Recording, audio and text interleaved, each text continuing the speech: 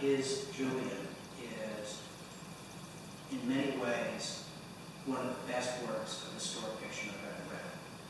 And it's, if you read it, you'll see that he does some really interesting things. Like, he really doesn't describe, you know, what Constantine II's throne room looked like, except as strictly necessary, like a bat flew out of the rafters. He doesn't tell you what the armor looked like, really, any of that stuff. It's just kind of simple, and it really works because you're not distracted from an extremely compelling story by that kind of stuff. On the opposite side, we have George Garrett, who is basically a writer of literary fiction, and we can talk later about the distinction between genre fiction and literary fiction, which basically I think has to do with where Barnes & Noble puts it on the shelf.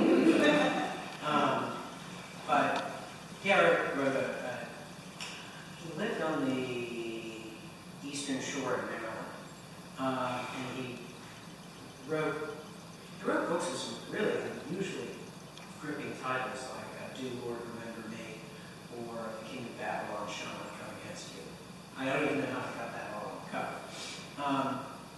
But he also wrote something called the Elizabethan Trilogy, the first book of which is called Death of the Fox. It's an account of the last day in the life of Sir Walter Raleigh. And it's like 650 pages, and it's not light reading, because his description of late Elizabethan and early Jacobean life is really unbelievably detailed. But it doesn't get in the way. It's somehow really, really essential to the story. In fact, the chapters alternate between a description of what's going on in the last day of Raleigh's life. Like, one will take place in